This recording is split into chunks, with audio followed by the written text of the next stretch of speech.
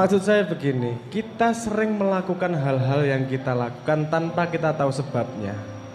Kenapa sih? Karena kalau tanpa tahu kenapanya, kamu nggak akan kuat menjalankan secara panjang. The man the man who carries why can carry everything. Orang yang tahu kenapanya dia bisa kemana saja. Kenapa itu penting banget. Sekarang saya kemudian beranjak di sini. Anda di sini kuliah semua. Kenapa sih? Itu pertanyaan penting yang harus dijawab.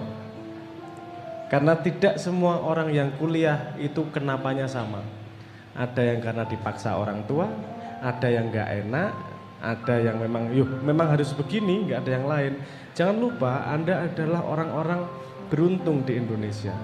Hanya 7.100.000 pemuda Indonesia yang punya kesempatan untuk kuliah. Lainnya nggak ada kesempatan. Entah karena ekonomi, entah karena jarak, entah karena sebab apapun. Tapi jangan lupa bahwa Anda adalah orang terpilih dari sekian banyak orang Indonesia. Jadi ditanyain sedikit, kenapa saya kuliah? Itu penting. Agar kita bisa ngomong, kenapa pentingnya belajar sepanjang hayat. Kira-kira kenapa Anda kuliah?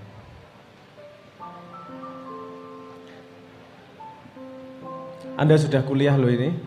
Dulu kalau di SMA, lembar jawab ada pertanyaan tuh jawabannya satu. Itu yang merusak mindset. Karena pada semua pertanyaan di dunia jawabannya lebih dari satu. Itu sumber inovasi. Menjawab masalah yang sama dengan cara yang berbeda, itu inovasi. Kita dulu SMA ke bawah dilatih satu pertanyaan satu jawaban, itu yang rusak. Oke, yang harus dipecah lagi salah satunya adalah dulu kita kalau kerjasama nggak boleh, padahal di dunia pekerjaan, di dunia nyata kita harus kerjasama. Anda pernah kalau mau ujian kerjasama? Jawabannya nomor berapa ya? Gitu. Dimarahin, betul nggak? Padahal kalau di ruang kerja Anda perlu nggak kolaborasi? Berarti penting yang namanya kolaborasi. Oke, kolaborasi penting, bukan urusan contek-contekan ya, tapi tahu maksud saya ya. Jangan terhalangi dengan kolaborasi. Nomor 2, semua jawaban terhadap masalah itu banyak. Nggak cuma ada satu jawaban terhadap masalah. Nggak kayak di SD, nggak kayak di SMP, nggak kayak di SMA. Itu sumber inovasi. Tesla sama Toyota sama-sama bikin pesawat. Sama-sama bikin mobil. Skunkworks sama Boeing sama-sama bikin pesawat. LG sama Samsung sama-sama bikin TV.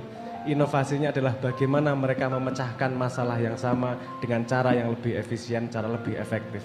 Di situ inovasi. Jadi kita mulai latihan yuk. Yuk jawab yuk. Nggak ada jawaban yang benar yang salah kok. Yang penting berani menjawab. Kira-kira kenapa kalian kuliah? Gak ada nilainya, ini kita kolaborasi aja, kolaborasi pikiran. Kenapa penting kayak gini? Saya pengen ngasih tahu nih. Karena satu-satunya cara berpikir adalah ketika Anda bisa berbicara. Kalau Anda cuma bayangin sendiri itu gak berpikir itu. Berpikir adalah kemampuan mereformulasi simpleks menjadi kompleks. Kemampuan mereformulasi sesuatu untuk bisa disampaikan kepada orang lain. Itu namanya berpikir. Kenapa kita perlu berpikir? Agar kita tidak kecemplung lubang yang sama. Saya ngajak berpikir sederhana. Ada nggak yang berani ngasih jawaban? Kira-kira kenapa Anda kuliah? Sederhana loh ini. Angkat tangan. Angkat tangan. Teriak mas. Mencari relasi. Sip. Ada lagi?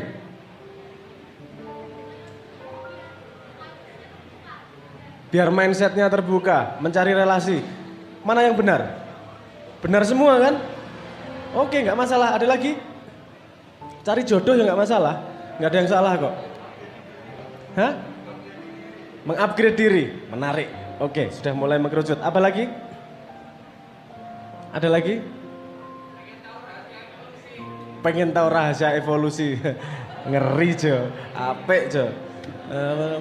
Tanya sama Von Bertalanffy, tahu nggak itu? Langsung tak kasih tahu kamu namanya. Von Bertalanffy adalah orang yang membangun teori evolusi. Dia membangun pertama sebuah mekanisme yang namanya sistem thinking. Ngerti aku walaupun itu wong biologi. Karena self learning terus-terusan. Cari von Bertalanffy kalau urusan evolusi. Oke. Anda sekolah dan hidup itu intinya satu. Menginvestasi dirimu sendiri. Mengupgrade diri. Mencari relasi. Mengubah mindset. Apa artinya? Anda berinvestasi pada dirimu sendiri. Karena kalau kamu nggak investasi sama dirimu sendiri, jangan harap orang lain mau investasi sama dirimu. Paham logikanya ya? Jadi pertanyaannya, seberapa banyak kamu perlu investasi pada dirimu sendiri? Sebanyak-banyaknya. Karena semakin kamu berinvestasi pada dirimu, dirimu semakin berharga. Betul nggak? Semakin Anda berharga, semakin Anda akan diinvestasi oleh orang lain, bahkan diinvestasi oleh sosialmu. Jadi sekolah adalah salah satu cara untuk berinvestasi pada dirimu sendiri. Walaupun bukan satu-satunya cara. Betul nggak? Investasi, kalau kamu pengen tahu cara cebok paling efisien itu nggak ada di sekolah. Tapi penting itu. Anda cebok pakai tangan kanan atau tangan kiri? Tangan kirinya di depan atau di belakang? Ada mazhab berbeda yang nggak tahu satu sama lain dan dua-duanya merasa benar. Nggak penting mana yang benar, yang penting outputnya adalah bersih. Oke. Nomor satu poinnya itu tadi. Penting untuk investasi pada dirimu sendiri. Kestabilan psikologi, kemampuan metakognitif, keilmuan itu sendiri, relasi, kemungkinan mindset, semua investasikan pada dirimu. Karena dirimu yang semakin banyak isinya akan semakin dihargai oleh masyarakat luas. Oke, nomor 2. Ketika Anda investasi, Anda punya modal dasar yang paling penting yang semuanya sama. Modal yang terbatas. Apa itu namanya? Waktu. Setiap orang modal waktunya sama atau enggak? 24 jam, betul enggak? Anda mau kaya, Anda mau miskin, Anda mau laki-laki, mau perempuan, mau jelek, mau ganteng, satu hari modalmu 24 jam. Orang yang bisa memanfaatkan modalnya untuk menginvestasi dirinya, dia akan paling dihargai dan dibutuhkan oleh lingkungannya. Entah itu bentuknya pekerjaan, entah itu bentuknya konsultan, entah itu bentuknya periset apapun, tapi pasti Anda lebih dibutuhkan oleh masyarakat, oleh sekitar. Yang artinya pada sistem ekonomi modern yang disebut sebagai kapitalisme. Kapitalisme tidak selalu buruk. Saya nggak mau belok ke era ekonomi ini, ke area ekonomi. Tapi kapitalisme memastikan bahwa untuk hidup di society kamu harus punya sumbangsih tertentu. Kalau kamu nggak punya sumbangsih pada society, kamu tidak punya hak untuk mengambil dari society. Itu ide dasar, paling dasar dulu. Dari kapitalisme awal-awal jauh sebelum Milford, baru awal-awal Adam Smith sebelumnya lah. Sekarang ya udah belok-belok gak keruan, tapi awalnya idenya seperti itu. Maka sekarang saya tanya, Anda investasi diri itu kapan sih? Belajar yang kita pahami ya, oke lah. Ketika Anda bermain, Anda investasi atau enggak?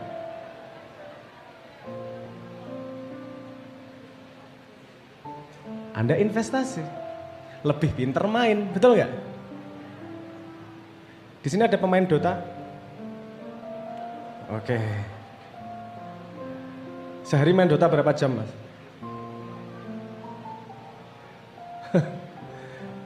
Apa? Senang mainnya apa? Support? Carry? Nggak dengar suaranya, ha? Oh, senangnya support. Ini yang lain paham nggak Dota ini? Nggak paham ya? Oke, itu sebuah permainan game online yang paling gede hadiahnya sekarang sebagai e-sport. Itu sangat populer, sebutannya sebagai MOBA itu. Dota saya ngikuti dari Ice Frog awal pertama, masih hero-nya 12 dulu dari Warcraft. Jadi saya mengikuti itu. Kalau Anda main itu tiap hari, Anda berarti berinvestasi pada skill kemampuan dalam Dota. Bisa nggak dibawa keluar dari Dota investasimu? Ada yang bisa, Mas. Anda harus ngambil sesuatu, ada yang bisa. Dota itu membuatmu punya kemampuan untuk mengukur situasi resiko. Resikonya seberapa nih? Boleh ambil apa nih? Ambil keputusan item apa nih? Apakah saya mau apa namanya heavy di magic atau heavy di itu kemampuan melihat situasi dan kemampuan untuk mengambil resiko itu penting dalam semua kehidupan, betul nggak? Jadi sebenarnya apapun yang kamu lakukan di dunia ini sebenarnya menginvestasi pada diri. Bedanya cuman kamu arahkan atau enggak. Kan gitu. Bedanya kamu arahkan atau enggak. Nah, sekarang saya tanya, di sini ada yang punya cita-cita? Saya mau kasih usulan psikologis nih. Di sini ada yang punya cita-cita? Enggak punya cita-cita? Punya? Saya enggak ngomong pekerjaan ya, cita-cita terserah. Usul sedikit. Coba lihat dirimu 5 tahun ke depan jadi apa, tulis.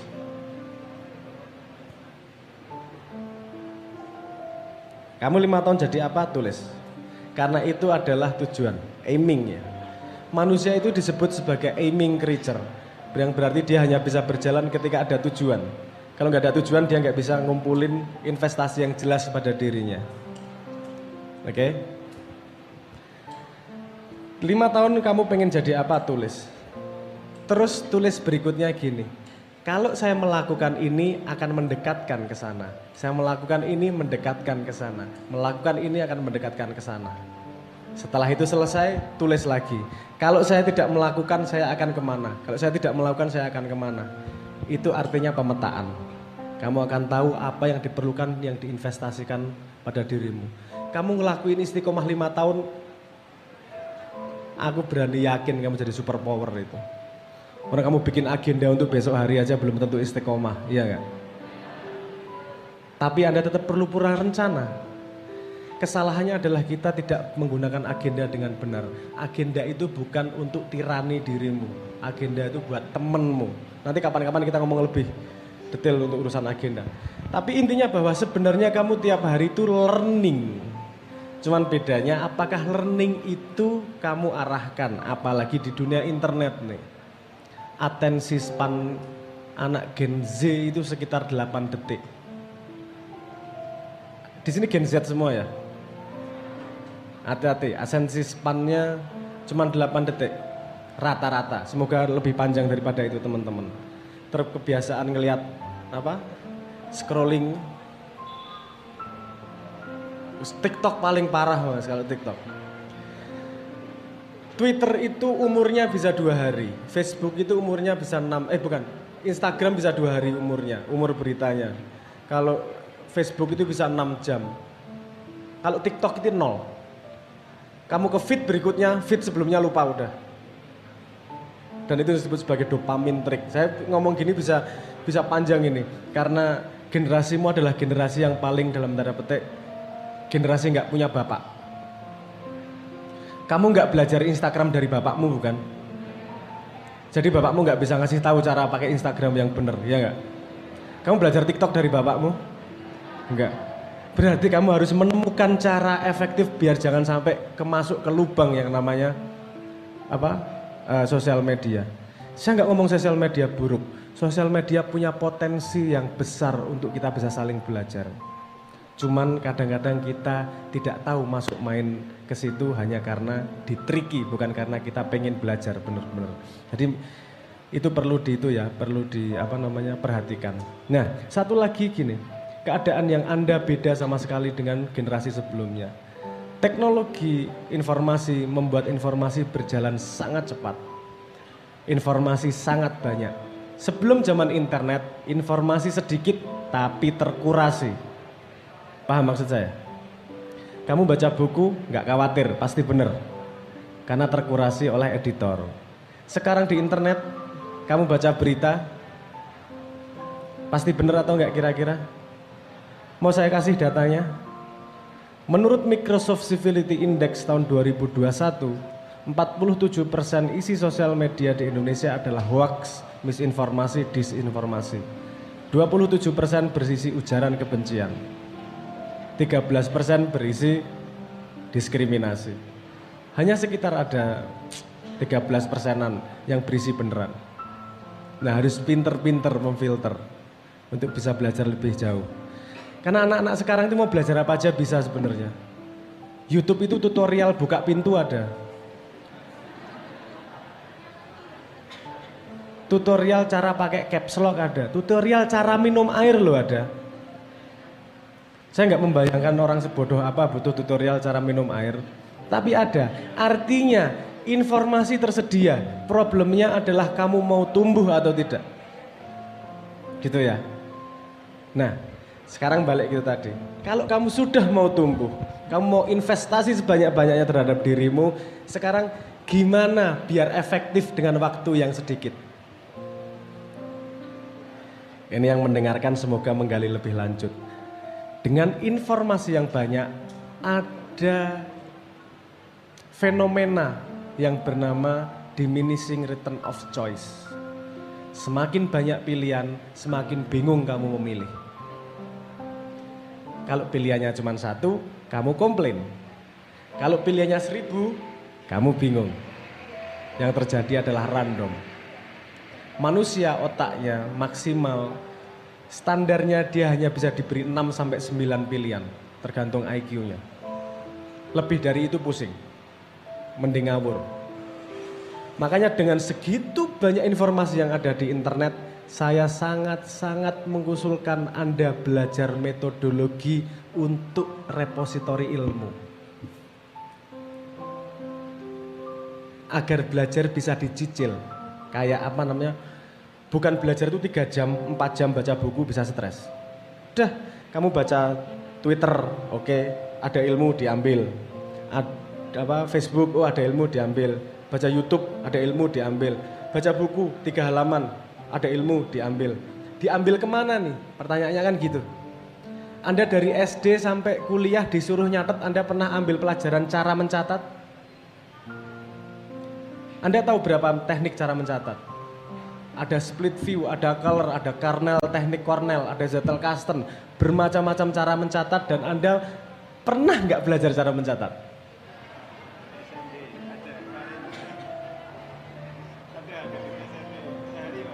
Hah? Ada.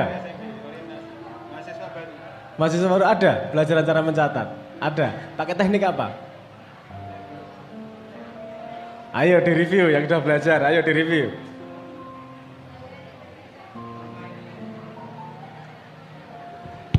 Oke, saya lanjutkan ya. Agar kita habis ini tektok ya, habis ini kita tektok ya. Saya gelar ilmu di Prasmanan. Habis ini tektok mau yang di mana?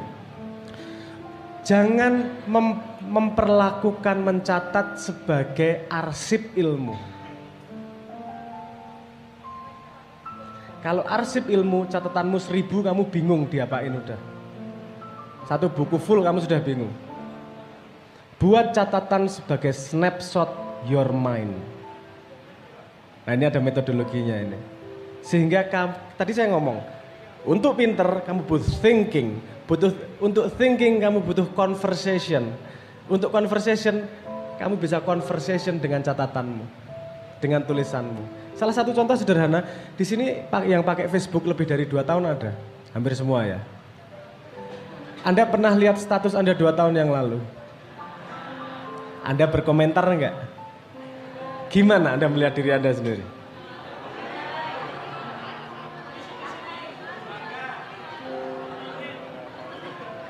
Malu-maluin. Tapi itu kamu, bener enggak? Kalau kamu sudah bisa menertawakan dirimu, berarti dirimu yang sekarang lebih dewasa daripada dirimu yang kemarin. Betul nggak? Kita sudah terbiasa nulis nih. Nulis posting. Ini tinggal dikonversi sedikit, itu bisa menjadi repository knowledge-mu. Ada caranya, kapan-kapan nanti tak kasih pelatihan, agak panjang itu soalnya. Itu kalau mau riset lebih lanjut, nama metodenya adalah metode Zettelkasten. Itu metode paling efektif di dunia modern untuk repositori ilmu. Pernah dengar metode Zettelkasten? Coba cari, itu metodologi yang dibangun oleh Niklas Luhmann tahun 1960. Dalam 30 tahun dia bisa memproduksi 70 buku dan 600 jurnal ilmiah. Artinya dalam setahun dia bikin 20 jurnal ilmiah. Dengan sangat mudah, hidupnya nggak stres, santai, main terus kemana-mana. Gimana caranya? Bukan urusan jenius, tapi metodologi yang benar. Semakin metodologi benar, hidupmu semakin santai. Tapi belajar jalan terus. Lifelong learning sepanjang hayat bukanlah sesuatu yang mengerikan. Ini sesuatu yang menyenangkan. Cuman belajar metodenya, gitu aja. Kalau sudah tahu metodenya, ini saya melihat internet ini seperti hutan. Dia mengandung banyak ilmu, tapi juga mengandung banyak penyakit. Kalau saya melihat persepsi saya terhadap hutan, hutan itu adalah harta karun luar biasa. Harta karun luar biasa. Kenapa? Manusia sekarang baru hidup 200.000 tahun. Kita melakukan berapa eksperimen untuk menemukan solusi. Hutan itu eksperimen hampir 6 juta tahun untuk menemukan solusi. Terhadap solusi masalah yang dihadapi. Jadi banyak penemuan yang nyontoh dari alam yang terjadi di hutan itu. Saya melihat hutan adalah sumber ilmu yang 6 juta tahun belajarnya itu. Kalau kamu bisa menggali. Saya nggak melihat hanya urusan pohon, tapi bagaimana urusan dia solusi. Gimana bisa sebuah pohon memberi tempat sarang kepada semut, semutnya bisa melindungi pohonnya, terus pohonnya ngasih nektar. Itu rodok gendeng nang utekku. Iki piye mbiyen ngobrol atau mereka atau gimana? Tapi saya melihat hutan itu adalah sumber ilmu yang terbangun 6 juta tahun. Sayang kalau nggak digali. Dan yang tahu itu adalah orang teman-teman dari kehutanan. Anda dekat sumbernya, Anda harus bisa menggali, mencari jawaban untuk masalah-masalah yang ada di dunia sekarang. Ayo digali tenanan. Hutan itu, paham maksud saya ya? Ekosistemnya sudah berjalan 6 juta tahun. Dia pasti mencari solusi terbaik. Saya kasih contoh gini deh. Anda tahu network kereta bawah tanah di Tokyo? Itu membangunnya pakai fungi itu bangunnya pakai jamur itu. Gimana jalur terbaik ya? Dari beberapa titik ini jalur paling efektifnya gimana ya? Mau dihitung pakai matematika topologi, ada problem yang namanya gini. Kita heuristic answer. Kita tahu jawabannya cukup baik tapi nggak tahu bahwa itu yang terbaik. Paham maksud saya? Ini cukup bagus nih, tapi apakah ada yang lebih bagus? Nggak tahu ya, siapa tahu. Itu ada jenis jawaban gitu. Itu kalau jawab pakai matematika maksimal segitu. Tapi ketika dijawab pakai fungi, kita tahu itu yang terbaik. Caranya gimana? Dia cuma kasih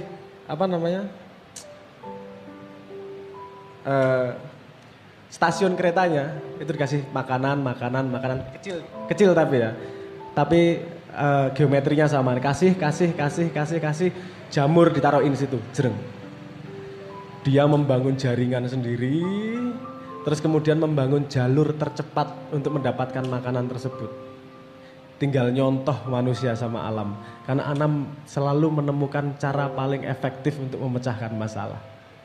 Dan contoh alam bekerja paling banyak di mana? Di hutan.